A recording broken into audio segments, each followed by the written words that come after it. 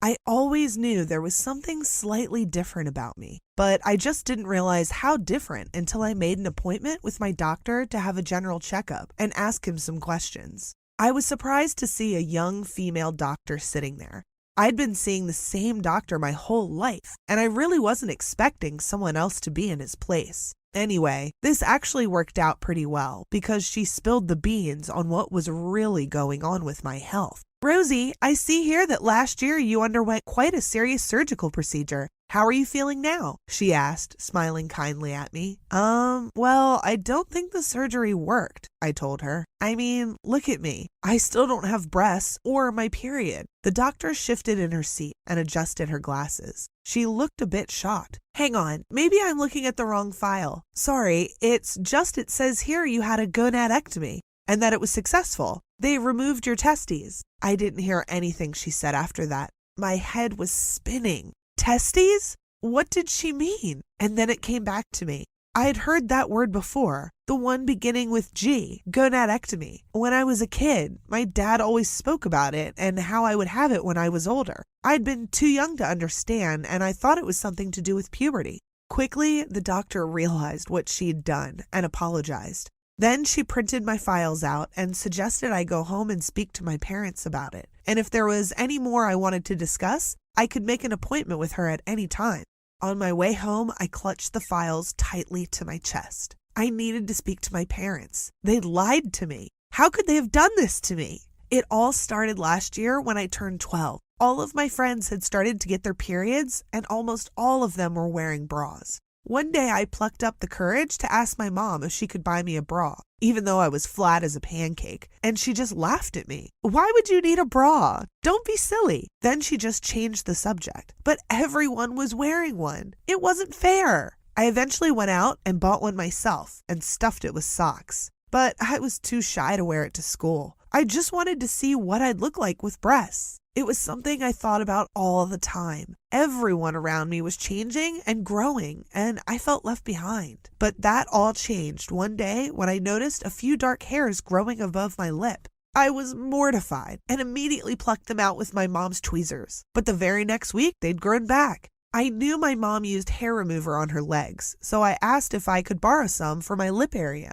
When I asked Mom this, she was busy cooking, and she almost dropped the pan of food she was carrying. I didn't understand why she was so freaked out. It was just hair. But she told me that no, I could not use her hair removal cream. And for the rest of the night, I could hear her and my dad talking in hushed whispers. Well, I wasn't going to school with a mustache, so I did the next best thing. I shaved it off with Dad's razor. I didn't need to worry about school though, because when I woke up the next day, Mom told me that we were going to see the doctor. I had no idea why. I didn't have a fever. I didn't have a stomach ache. I felt fine. But she dragged me along anyway, and her and the doctor spoke about stuff I didn't understand. Afterwards, Mom told me I would be able to get a bra soon, and that if I was lucky, my period might even make an appearance. So the next week, when she said we were going to the hospital for me to have surgery, I didn't even complain. I figured this was normal, and this was how girls became women. They had a simple surgery, and suddenly their breasts grew and their periods came. I was actually quite excited because I wouldn't need to hide my flat chest under baggy t-shirts.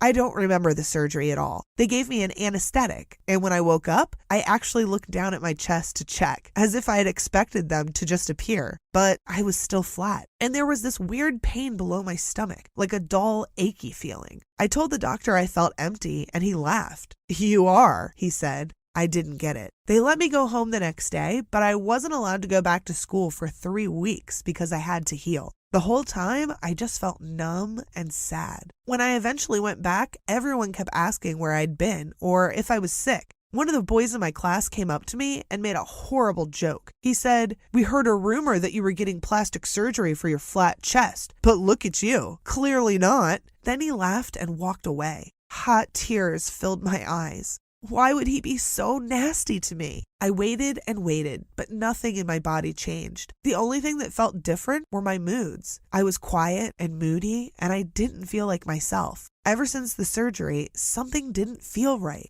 I didn't think anyone would understand how I felt, so I just kept quiet. One afternoon, I got home from school early, and my mom and dad had both just arrived home from work. They were talking in the lounge and they mustn't have heard me opening the door. I froze when I realized they were talking about me. We have to tell her. The surgery obviously didn't work. And I know she's been using my razor for that mustache of hers, my dad yelled. They were fighting, and it was about me. I could barely look at Mom as we ate dinner that night. Dad had gone out, and I had fallen asleep before he even came home. I should have just asked Mom what Dad had meant, but I was too scared. I hate hearing them arguing like that.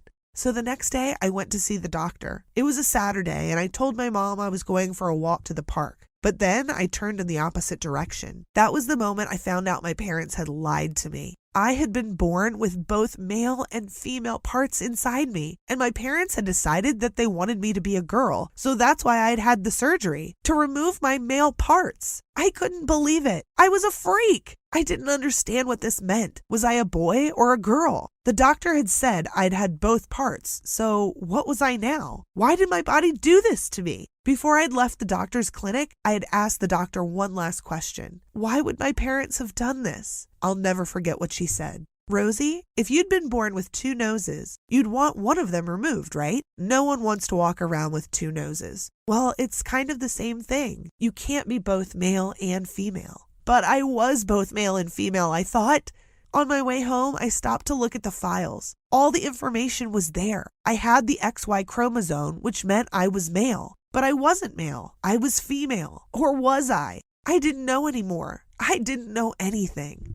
I walked home and thought about running away. But where would I go? I was a 13-year-old girl. Wait, no, I wasn't even a girl. I was a 13-year-old person with nowhere to go. My parents were both at home when I got back. They were eating lunch and acting all lovey-dovey again. I walked in and my mom pulled out the seat next to her and smiled at me. She smiled as if everything was okay, when in fact nothing was okay, and it would never be okay again. I just stared at her and said, "How could you? You lied to me. Both of you. You're liars." My mom saw the files I was holding and tried to reach out to get them, but I ripped my hand away from her and stepped away.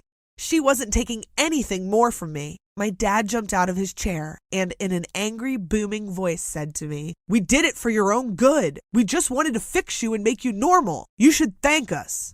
Well, that did it. I started shouting at him, telling him this was my body and they'd kept this huge secret from me my whole life. I said I didn't need to be fixed. I needed to be exactly who I was meant to be. And if that was a boy, then that's what I was. But my dad wouldn't accept it. He told me I was Rosie. I was a girl and no daughter of his was going to be seen as a freak. So he thought I was a freak. Can you imagine what it's like being told you're a freak by your own dad? I ran to my room in a flood of tears. My body didn't feel like it belonged to me. I couldn't believe my parents had done this. All they cared about was themselves. What about what I wanted? What if I had chosen to be a boy instead of a girl? Was that why I didn't have breasts? Because I was meant to be a boy?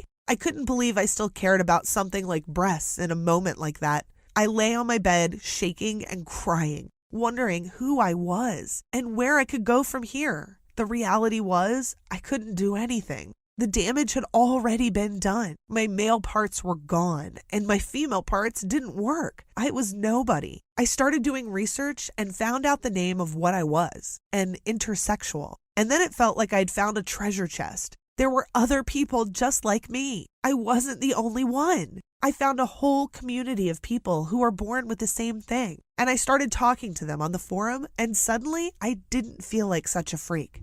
Every night after school, I'd talk to my intersexual friends online and ignore my parents. And pretty soon, I found out more and more information. I was devastated to find out I'd never be able to have kids. But I was also relieved to know that there was a reason why I'd always felt different. Because I was different. As I got a bit older, I'm 17 now, I realized that I had to forgive my parents. In a way, I actually just felt sorry for them because they'd been so embarrassed when they found out they were giving birth to a baby who wasn't male or female, that they'd hidden this secret away for years. And of course, it had come back and bitten them in the back. For years, I hated myself. I constantly blamed myself for being born this way. But it's just one of those things that happens, and it's not the end of the world. Now I've decided I want to help other intersexual kids so that they don't need to go through what I went through. Being intersexual isn't something that needs to be corrected or fixed. It's something that needs to be accepted, and I'm going to fight for that. Hi, I'm Apple, and I just started working as a secretary at a big company. I was thinking about how great this job was compared to my old babysitting job. Gosh, I didn't miss changing all those stinky diapers. One time, I was emptying that family's trash, and the bag burst open, and the diapers full of poop went everywhere. It was so disgusting. And that's when the idea came to me. Why did people not reuse diapers? What if there was a diaper delivery service? You could order clean diapers, someone would come pick up the dirty ones, and you'd never have to deal with cleaning them yourself. Genius. And imagine if there was an app for it. It was a brilliant idea. So I sat and wrote a whole business proposal for it and called it Diaper Daddy. I told my boss about it the next day, and you won't believe what he said to me. Kaylee, did I ask you for your ideas? No, I didn't. You've been hired specifically to do whatever I ask of you, and right now, I'm asking you not to pretend that you have a brain for marketing, because you don't. Got it? I thought he'd at least think it was a good idea. The next day, I saw the CEO and my boss having a meeting in the glass meeting room next to my desk. On the projector was my proposal. I couldn't believe it. It was my idea. He'd stolen my Diaper Daddy app idea. The whole time he was presenting, he kept looking at the CEO and smiling. It was sickening to watch. He was such a suck-up, and the CEO loved everything about the idea. After the meeting, he emailed him straight away and offered him a $10 million deal if he could create the app and get it up and running within a month. I sat there flabbergasted. That $10 million deal should have been mine. I knew my boss probably assumed I'd freak out and ask him why'd he taken my idea, but I decided to do something else instead. Something he wouldn't be expecting. The next day, the CEO had arranged for an app development team to come in and talk about the diaper deal. I told my boss the meeting was scheduled for 1:30 p.m., when actually it was scheduled for 1 p.m. It was one of our colleagues' birthdays that day, and I'd brought in 2 giant helium-filled balloons.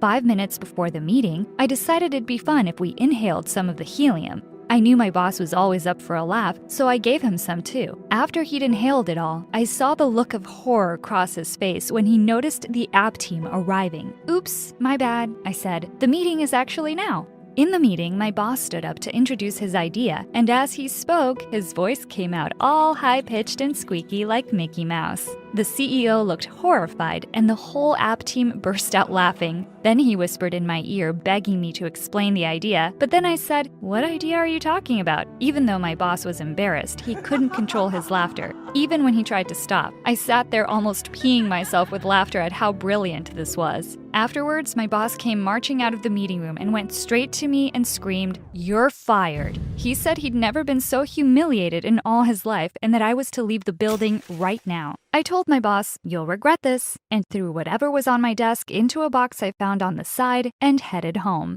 First, he'd stolen my idea, and now he'd fired me? What a horrible man. I took my stuff out of the box and saw something I recognized straight away. It was my boss's phone. But what was it doing in this box? I must have put it there by accident when I swiped the desk clean. Of course, like every secretary out there, I knew my boss's passwords. I glanced over my shoulder almost as if I thought my boss would suddenly appear. I slid the screen up and almost peed my pants for the second time that day. His screensaver was a My Little Pony photo. Maybe his daughter did that, I thought. But then I reminded myself he didn't have a daughter. I clicked onto the gallery to see what other photos he had, and just as I did, the phone started to vibrate. Someone was calling. It was his mom, and she was named Mommy Dearest. I almost choked. This was too good. I answered but didn't say anything. "Where is my sweet potato? Hello? Are you deaf? It's after 6 p.m. now. Hurry home or you'll be sent to bed without dessert." I had to hang up quickly for fear that she'd hear me laughing.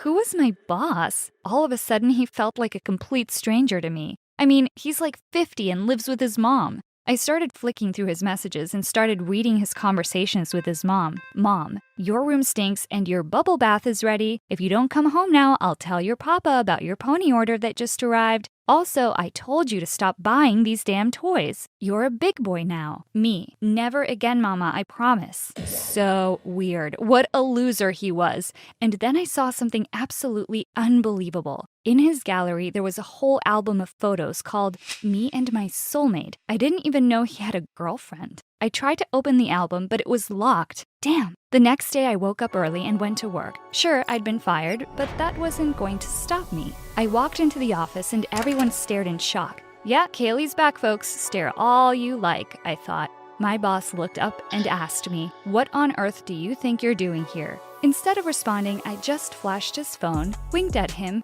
and took my old seat. Once everyone had calmed down, I turned to him and said, "Hey pony boy, I'd like a latte with almond milk please and a blueberry muffin." And then I watched as his face turned beetroot red. This was priceless. He ignored me, so I spoke up again. "Hey, pony boy, I'm talking to you. Get me a latte now. Or would you rather I gave Mommy Dearest a call, 5 minutes later, there was a latte in my hands and a delicious blueberry muffin. Wow, is this what it felt like to be the boss? I was taking a sip when he came right up to me and whispered into my ear for me to give him the phone right now, or he'd report me. I almost spat out my latte. Report me to who exactly? I just gave him a smirk and turned back to my laptop. After an hour, I decided I needed to flex my muscles a bit more. I told him we're swapping desks, and then when he didn't react, I just started moving my stuff to his desk. He tried to object, so at the top of my voice, I said, "Sweet potato, I'm warning you." And suddenly, he started moving things off his desk at lightning speed. This was amazing.